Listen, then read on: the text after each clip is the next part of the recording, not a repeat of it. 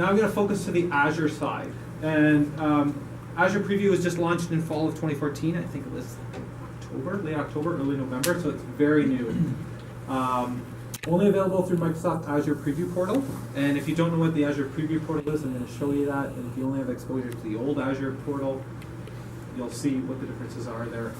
Again, all of the development efforts are focused within Azure right now. But some of the VSO functionality, including Windows App Monitoring and Windows Phone Monitoring and all those things, have not yet been migrated. And they're very explicit about that they have not been migrated yet. The basics of Azure: if you have never worked with Azure, you will need an account. You can get a free trial. Unlike the old days, you do not have to surrender a credit card anymore, so you can actually just sign up with a Windows Live account. You don't have to give them any of your personal information or any more than you need to. Plans and pricing: again, everything is free. VSO is free. Azure is free, so you can sign up for free. You can trap all your data for free. The only caveat with any of this stuff is that you can only store so much data in these things. So if you want to not keep overwriting your data, you're going to have to think about exporting that data out. So you will have to move some of that telemetry data out, and lo and behold, how do you do that? Into blob storage, which is not free. So if you want to move your data out, think about that.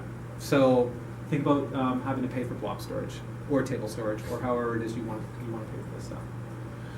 Again, some of the deciding factors. So all the VSO functionality will eventually migrate to Azure. The VSO version will eventually go away. So you need to think of the trade-off. Do you want to save money now, being just leaving all that data in VSO and not having to migrate it, or going to Azure now and might have to store some of that data in the Azure blob storage, and then also have to migrate into Azure eventually if you want to stay with VSO. So some things to consider, some trade-offs that you might want to think about. You might want to just play around with Visual Studio Online, just to get the hang of it, see what you need and what you don't need, then move to Azure. It's kind of up to you.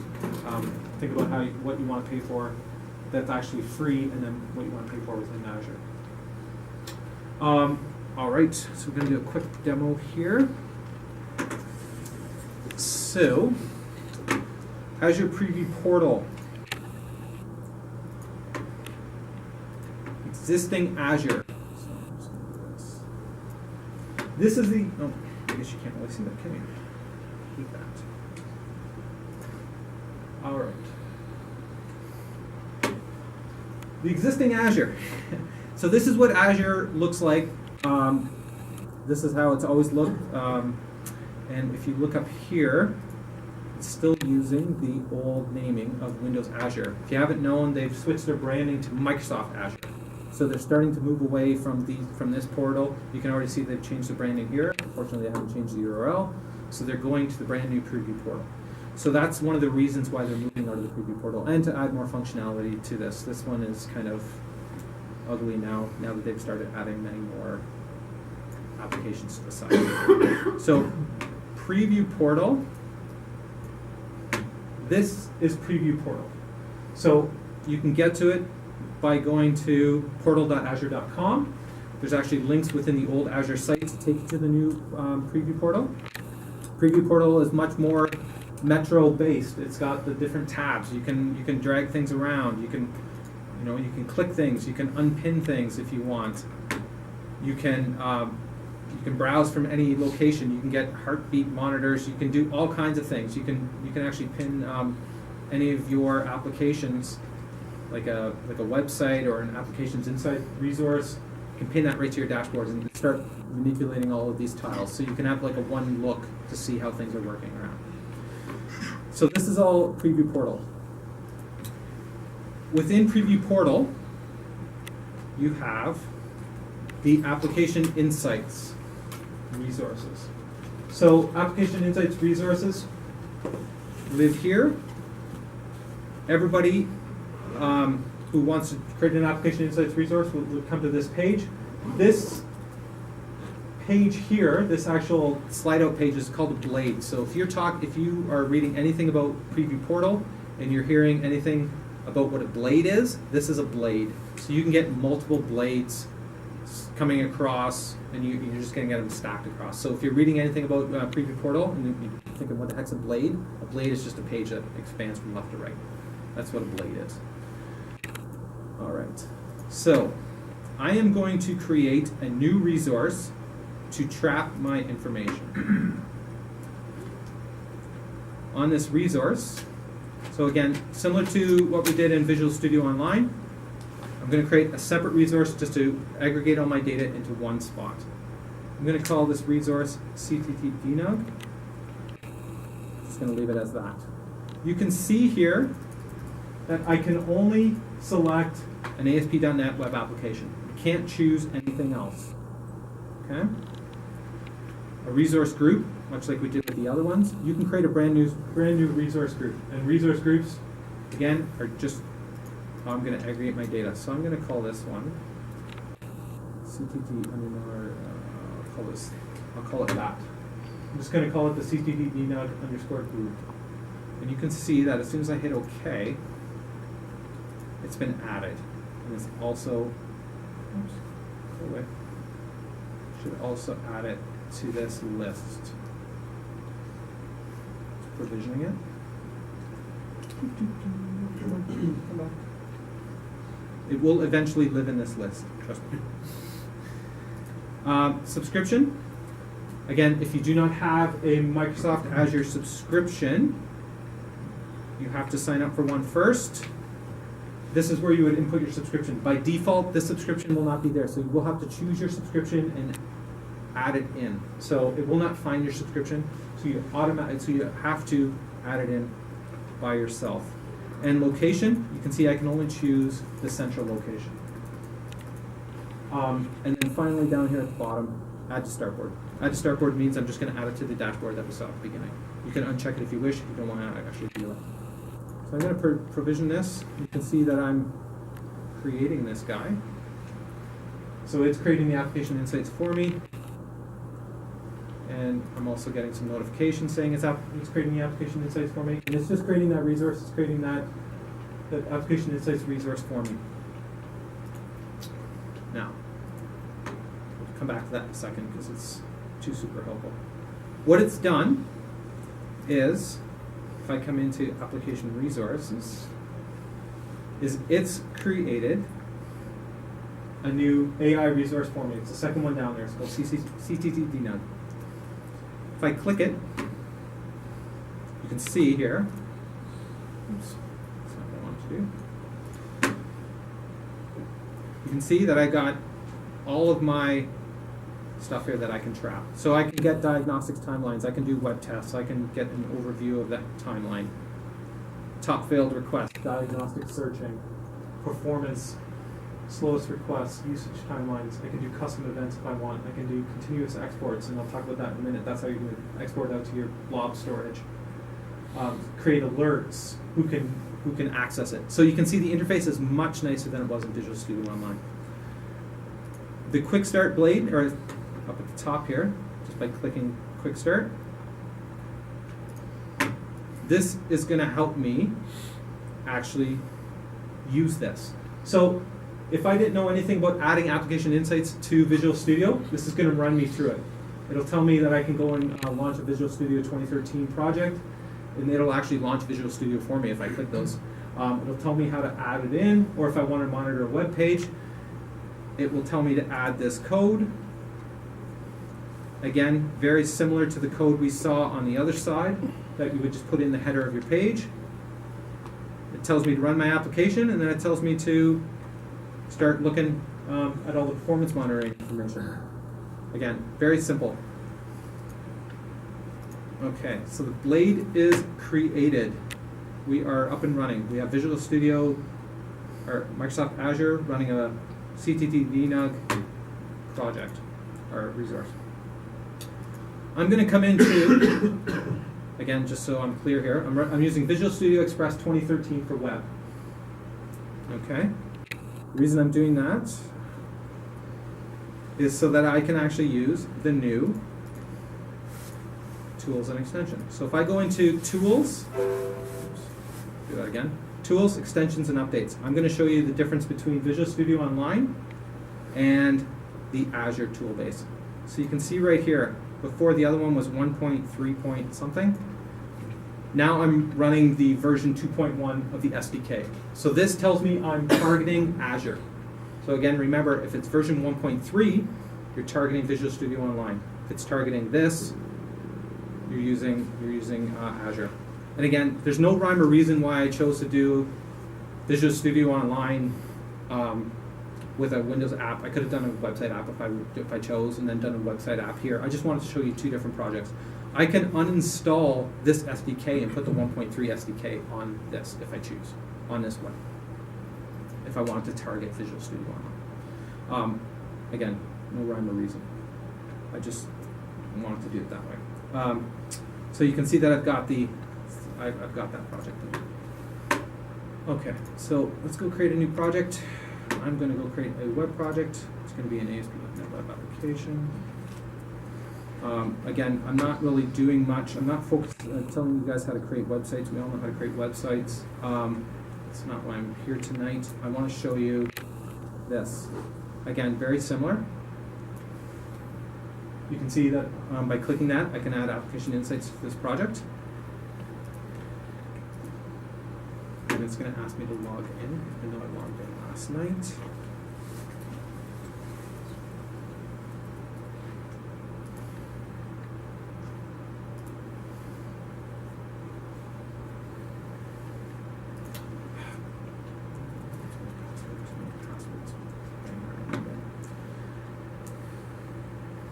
Okay, so now you can see that I have my subscription, and it's found my Azure subscription. So if you remember, my Azure subscription was subscription 1. It found that for me. It wants to send the telemetry data that I'm going to generate from this empty application to a resource. And lo and behold, you can see here that my cttdnug_group is now there. So by doing that, it's made the connection, it's gone out to Azure, it's pulled the information down, and it's telling me this resource is available. You can do that. Now, if I chose not to create that resource in the first hand, it would still, by selecting project name, so by selecting project name, it would have created a brand new resource for me with whatever project name I gave it. So I'm just doing it the back way. I've created the resource first, and then I'm going to point the project to the resource. If I chose not to do that step and just came in here and said I'm going to create a brand new project, you Visual Studio and you Azure create that resource for me, it would take care of all of that in the background for me. So just to keep something in mind. I just wanted to show you that you can do it either way. And again, if you had a resource already existing, you can put multiple projects in with the same resource, if for whatever reason you want to do that. So I'm going to choose my existing resource. I can choose to alter some of the configuration settings again.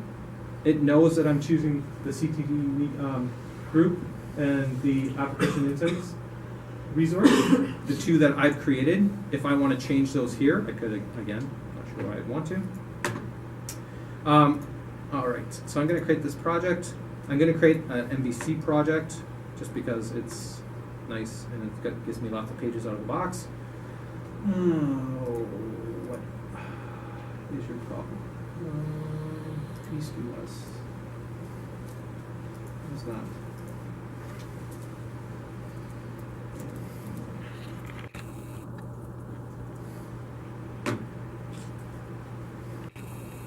Cleaned up a few things last night after my test.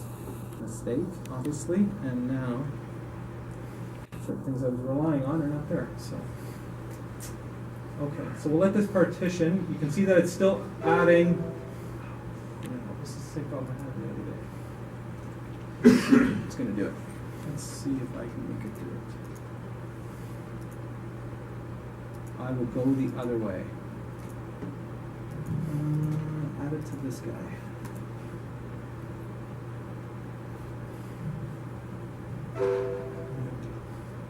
You get packaged into a code. So this is the exact same problem I had with Tom's group, and we debugged it as a group. And you can think last night, what was the solution? I was trying to think, okay, I'm lying in bed. What is the solution in case I have this exact same problem? And of course, I had the exact same problem. What I'm going to do is I'm going to go in and I'm going to What is it I want to do? Let's see if I can build this. See if I'll get it to me. Let's see here. Interesting. Let's see if I can add it to maybe, but maybe it just doesn't like that. Nope. I'll see if I can get my other one up and running here. Because I have one that's already pre-baked in the Canon. Are you hosting your site and the application sites in the same data center? Does that matter? Shouldn't. Should. No. Shouldn't. There was some really strange, maybe I think it was even just even closing it down. I can't remember. We did something. Oops, we debugged it as a group. We got it to work. Everyone was happy, and then I can't remember. I was just so happy to be past that point. I can't remember what the problem was or what the solution was. I'll try again. If I can't get it, I'll go to my pre-baked one.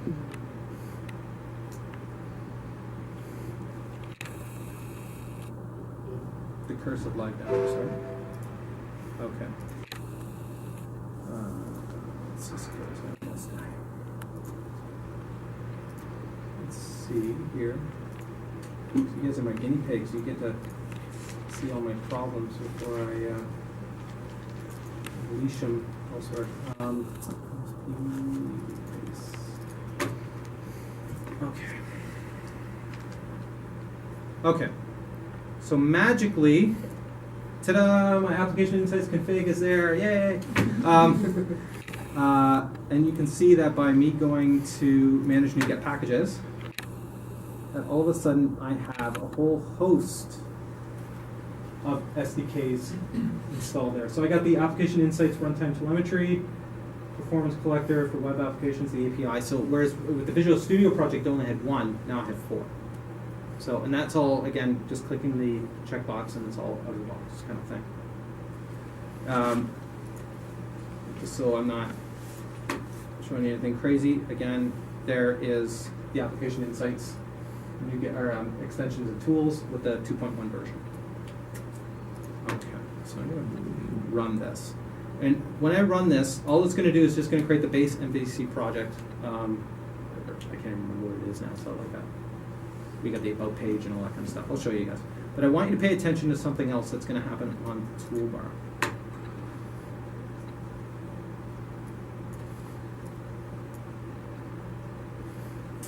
It's going to load up. And if you caught that right here, see this has been added? So there's a counter now that's been added to my toolbar.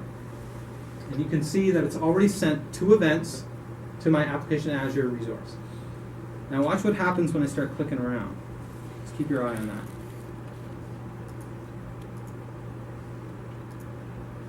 So you can see that it's already up to 10, 12. If I click learn more, let's see, this takes me back out. I'll go back to contact, application name. So you can see that it's shooting events over, and it's telling me how many events are being trapped at that time.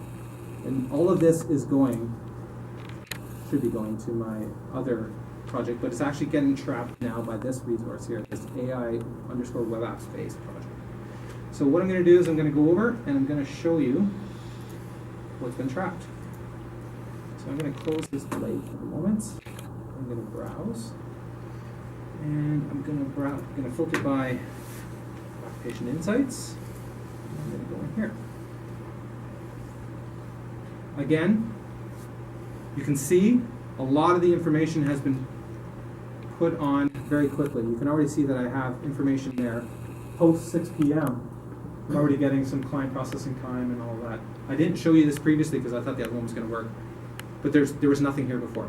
I'm only on a 3-hour window with any of these, or this one's on a 12-hour window, but most of them are only on a 3-hour window. So they're only going to show you the last 3 hours, and you can set the time ranges for whatever you want.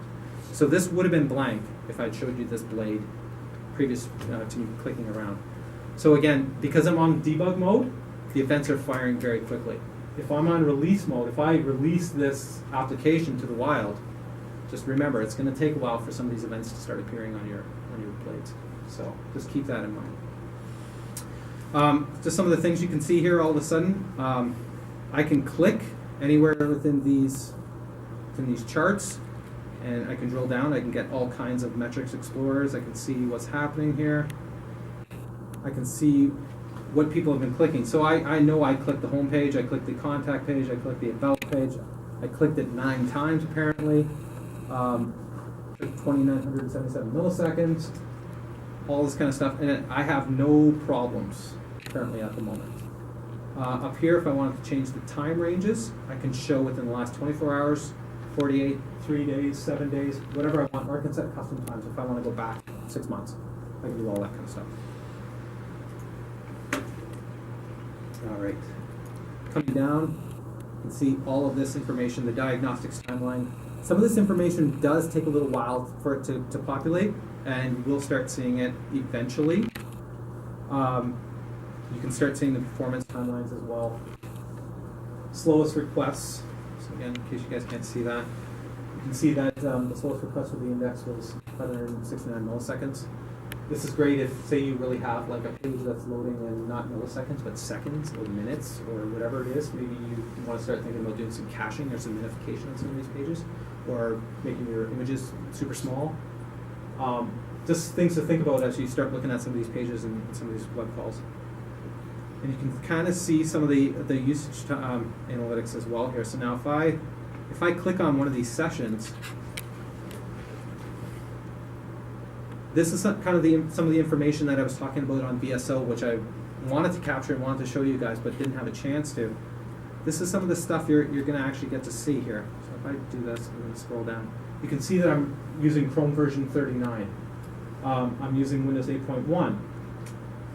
There's my screen resolution.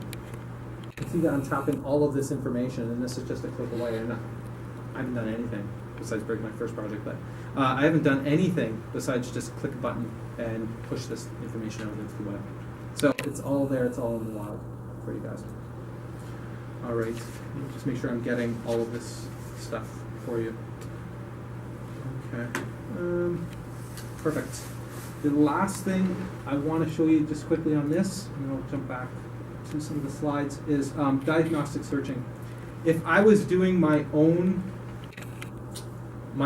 logging of events, so if I was doing Log4net logging, or if I wanted to put precede any of my tags or any of my log events with Ken colon whatever, here I could come in and I could search all of my logs just by putting in, I could do this. And it would search through all of my diagnostics and try to find any of that information for me automatically. So just again, if you're looking for a certain piece of information and you're not seeing it, because so much information is piling through, diagnostic search is an easy way to find stuff. To be honest, I've just started playing around with this within the last month, and again, they've added so much stuff, and they keep modifying it all the time, that if you want to, like, there's so much stuff in here I don't even know, like, I come in here and I'm just like, wow, that's new, or this is new. They're always adding new things, so if you just even come in and just play around, you're always going to find stuff. All right. Let me go back here. Perfect. Now, again, I'm not going to dwell on this too long because I want to get on to some other things, but on the other project you saw that I could, as with VSO, you don't have to, it's not only on existing projects or brand new projects that you can add application insights. I could have right-clicked and added application insights to this. That's what I tried to do on the other one. So it's all there. And this open application insights will take me to that dashboard page on Azure. So all the same functionality you would see on Visual Studio lives within the Azure stuff as well, the Azure SDK. So you can add it to an existing project. You can browse to your pages within Visual Studio, within the application insights config. If I click that overview page, it's going to take me right there. And just to prove it, see if it works. All right. That's not going to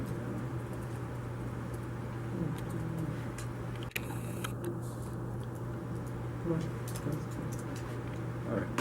So there's a few more things I want to show you. I'm just going to let that run in the background. few more things I want to show you as well. Okay. There you go. Perfect. Okay. So I talked about the idea of web tests and testing from places around the world. So if you have a website and you have disparate customers in North America, England, and Singapore, and you want to make sure that they can all get to the same website, this is an easy way for this for this to do it. So it works with any web application on any web platform. So if you have, as long as you have an application insights resource, you can do this. And it's similar to load testing with web applications. So it's just pinging a website from multiple locations, except that they give you the tools to do it. Okay, perfect. So I'm going to just come in here, and I want to show you this quickly, because this stuff is kind of cool. I gotta do this again. I gotta shoot. Okay. Coming into my Azure portal here, I'm going to go into. Oops, I want to come into here. Okay, so I'm back in my Blade. I have all my diagnostics here. Right down here, this is where you want to live. All web tests. So again, a web test is just, I'm going to set up a simple ping to my server or to my website from a remote server. Very simple. To get started, just click it. You can see that you're going to create a test. Okay? I'm going to give it a test called, I'll just call it CTT. There's two types of tests you can create. You can create a URL ping test, which is just a simple, are you alive? Yes, no. You know, just give me that. Or a multi-step test. A multi-step test is something new. I think it came out in Visual Studio 2013. It's almost like a Selenium test. So you can actually record your actions within Visual Studio and say, okay, if I'm a user, I want to come to this web page, I want to click this button, I want to do all of these steps, and I want to run that test multiple times. So it's almost like a Selenium UI test. You can actually take that recording, export it, and input it into here. So you can actually run that test. So if you ping your website, you can say, can my users log in with admin123, with password 123, and on that page that they get returned to, does it say welcome, or does it say administrator, or does it say whatever? You can run that test 5 times a day or 50 times a day, whatever you want. So they're kind of thinking outside the box. They're thinking like maybe everyone doesn't want to have to create the same test over and over again. So this is what's called a multi-step test. I'm not going to demo that tonight because that's a little more involved than we have time for. But if you're interested, check that out because that's already built into Visual Studio. Yes, sir. Does that require application sites on the server side, or can you do at least a ping test on any website out there? Any website, and I'm going to show it because my website, which was AI web apps base _ or .azure websites.net, that doesn't live, right? So I'm going to do I think I'm going to do CNN. I can ping any site. So I can ping your website or my site or whatever. I'm going to ping any of them. Test locations. So this is the part where I was astounded to see that I have now all of these different locations. I don't know if you guys can see at the back, but I'll just do that. Oops. So they've added a few. They've added Sydney, Australia, Kawaguchi, Japan, Zurich. Some of these didn't exist before as of last week. So there's 16 here, you can have 3. So if you want to hit all these locations, you're going to have to create multiple paths. That's the way it is. Within Visual Studio Online, you can have all of the locations if you wish. Here they've scoped it down, probably just to save on server resources. So let's say I want to hit CNN.com from Hong Kong, San Antonio, and Moscow. Perfect. And it wants to save those. Perfect. Thank you very much. Now I've jumped down to the success criteria page. So I want to be notified if it's a 200. I can also do a 404, a 500. I can do whatever I want. So if I want to test to make sure that nobody can access a page that's not authorized to access a page, I can do that. So I can say that there's let's do it 5 times a day or 5 times a month. Let's ping this page to make sure that nobody can get access to this page. If I want a 200, but I want to make sure I'm on the right page, I can do a content match. So maybe I want to look for the name of my company, or maybe I want to look for welcome, or maybe I want to look for my name or profile, or whatever it is that you want to be on that page. You can do a content match. And it's not regex, it's not anything. Like I could just type in the word welcome, welcome, or whatever the top story is today. I can make sure that that appears on CNN. So simple stuff, nothing too crazy. Again, for those of you who don't know Azure, all of these little eyes in the circles, this is just context help. So if you ever are stuck, you just click on the context help. I'm going to save that. And alerts. This is the final piece of this web test. The alerts are kind of like the main engine of this. So again, I can turn these off or on or off, so I don't have to kill the test to get rid of the alert. So I can disable or enable the alert. The sensitivity is the neat part here, is that based on how many sites that I'm pinging, how do I want to be notified? So if Russia fails but the other two are okay, that's okay by me, because at least two are out there. If all three fail, raise the red flag, send me an email. Or if two of the three fail, still send me an email, but maybe it's not as important.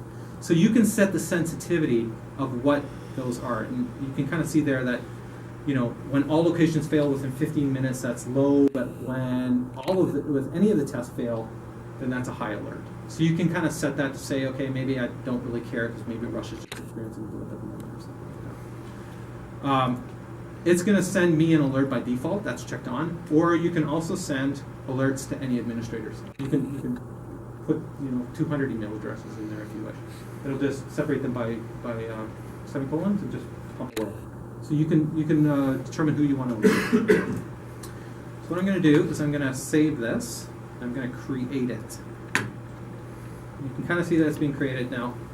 I can create multiple web tests. There's no limit on any of this stuff. So it's going to go out and it's going to run. It's going to take a minute to get going. I'm just going to let it run. I'm going to go back to the slides. But that's web tests. And that's probably one of the more powerful pieces of this. Now, these web tests do live in Visual Studio, but you got to admit the interface on Azure Portal is so much nicer. I mean, it's just laid out better, and it's just so much easier to see. Okay, so a couple more things I want to talk about here. I know we're getting close to time.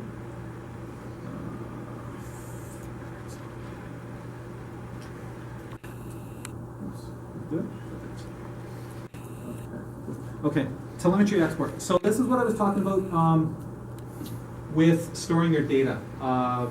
Again, all of this is free, but you don't get to keep it all for free. So if you're pumping in lots of data, if you're doing all your log4nets, and if you're trapping clicks on various pages, and you've got a 50-page website, your information is going to fill up pretty quick. So you got to think about how you're going to get it out of there.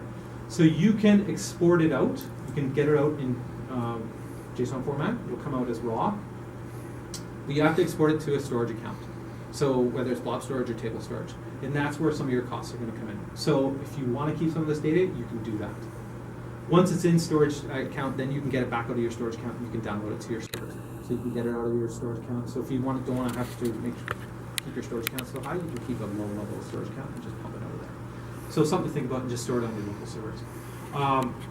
And then you can also, write code against it, process it, do whatever it is you need to do with it. You can search for your tags, you can aggregate it, you can do whatever it is you want to do with it. But just something to think about in the sense that maybe keeping that going. So I'm just going to show you quickly what that is and where that lives. So duplicate again. Okay. So if I come down here, to continuous export. If you see that button right there, this is where you're going to set that up. If I click this, it's going to go out and it's going to look for a storage account. See, it knows that I don't have any storage accounts ready to go. But if I wanted to do one, they're very helpful. They've already given me a button to create a storage account. So I can go in and I can create a storage account and link that information. And once I've got that storage account up and running, I can determine I want to schedule that once every week or once every day or whatever it is I need to get that information out. So all this kind of information and all these things to think about as you're tracking this information. Now, let's see if my web test has actually succeeded. So it's still going because I have no data to display. But you can see that my web test down here, I have run one successful test against San Antonio, and I have 0 failed tests. So this kind of gives you the idea of what this dashboard would look like. If I had a failure down here, let me just scroll down. If I had a failure down here, I could double click it and it would give me the error message. It would give me the error message, it would give me the logs, it would give me everything. So it would say if it was a 404 error or a 300 error or a 500 error or a 200, well, you wouldn't get 200 on a fail, but any of that kind of information, you could just double click that and it would get you all that information. Now, there is one other thing, I just want to make sure that I'm telling you guys correctly, is that on those failures, you can actually double click this and it'll actually take you into Visual Studio and show you some of the code as well, where some of it failed. So you can get all of that information on any of these failures. A couple other quick things here, and we'll wrap up. You can edit your tests, so you don't have to delete your tests and get rid of them. You can also disable your tests. So by clicking into the test, when I click the test open, I can edit it, disable it, or delete it. Or I can set the time range as well. So if I want to change the time range of when it's going to be run, or what data I want to look at if I want to see 24 hours worth of data or the last hour worth of data, all of this information is all accessible, all within these blades. I think it's still going to go, so I'm just going to leave it at the moment. Let's do this.